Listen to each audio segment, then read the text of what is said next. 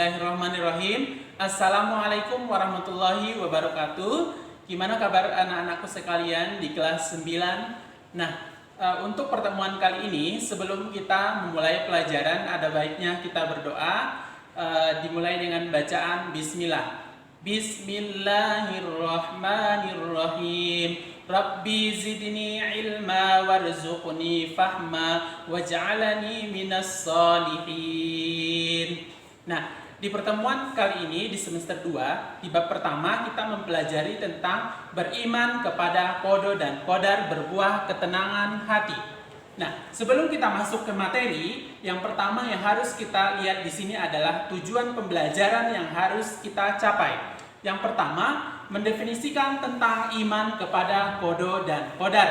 Dan yang kedua, menjelaskan tentang dalil tentang iman kepada qada dan qadar. Ketiga, menjelaskan hubungan antara qada dan qadar. Yang keempat, menjelaskan contoh tentang iman kepada dan qadar. Dan yang terakhir, menjelaskan ciri-ciri iman kepada qada dan qadar.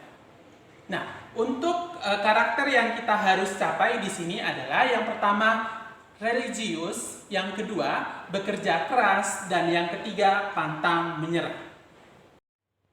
Yang kedua, kita masuk bagian B, dalil nakli dan fungsi iman kepada qada dan qadar. Yang pertama, dalil nakli tentang iman kepada qada dan qadar. Dalil atau bukti itu ada dua macam. Yang pertama ada namanya dalil akli, yang kedua ada namanya dalil nakli. Dalil akli itu berbicara tentang pertimbangan akal sehat manusia.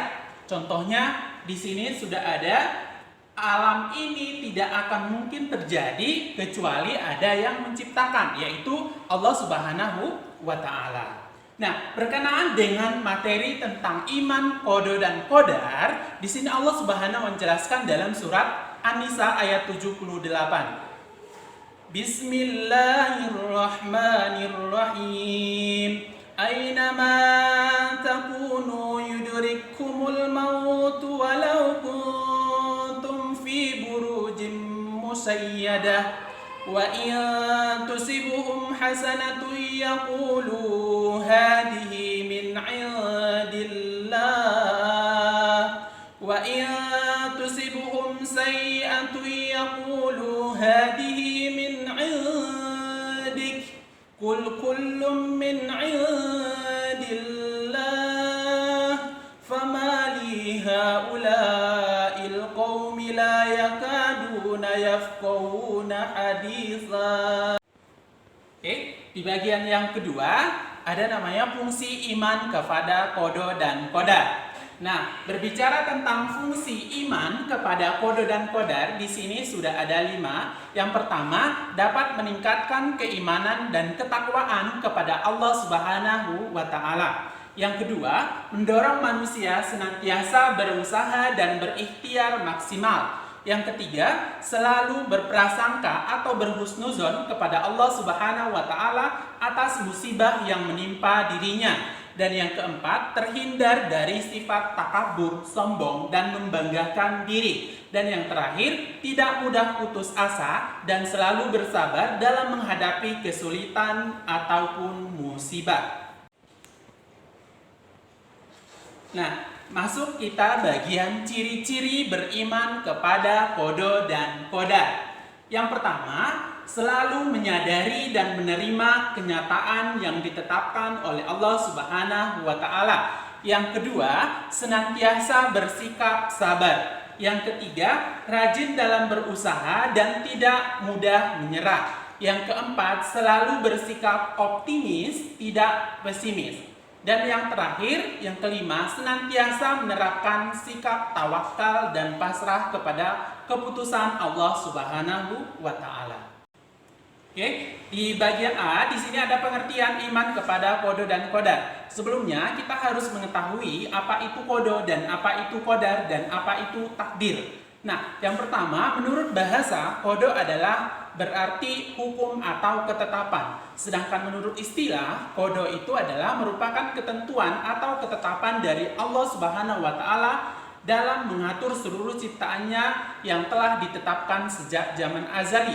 Zaman azali itu apa? Zaman yang sebelum kita dilahirkan dari rahim seorang ibu. Yang kedua, kita lihat di sini qadar. Qadar itu adalah kepastian, dan secara istilah qadar itu adalah merupakan perwujudan dari ketetapan Allah Subhanahu wa taala mengenai segala sesuatu yang berkenaan dengan makhluk ciptaannya yang telah ada sejak zaman azali. Nah, berkenaan dengan qadar itu berkaitan dengan takdir. Nah, yang sekarang kita lihat takdir itu dibagi menjadi dua. Yang pertama ada namanya takdir mu'allaq. Yang kedua adanya mana? Takdir mubram. Takdir mu'allaq itu apa? Takdir yang membahas tentang ketetapan dari Allah Subhanahu wa taala yang mungkin masih bisa dirubah oleh tangan manusia. Dengan cara apa? Dengan cara ikhtiar dan dengan cara berdoa. Contohnya untuk takdir mu'allaq di sini ada namanya kekayaan. Nah, kekayaan itu bisa kita rubah dengan cara ikhtiar atau berusaha. Kemudian kecerdasan dan kesehatan. Nah, untuk yang kedua di sini ada namanya takdir mubram. Kebalikan dari takdir mu'allaq. Takdir mubram itu adalah takdir atau ketetapan dari Allah Subhanahu wa taala yang tidak bisa dirubah sama sekali oleh tangan manusia. Contohnya apa? Jenis kelamin. Yang kedua ada usia, dan yang ketiga ada kematian, dan yang terakhir ada namanya hari kiamat.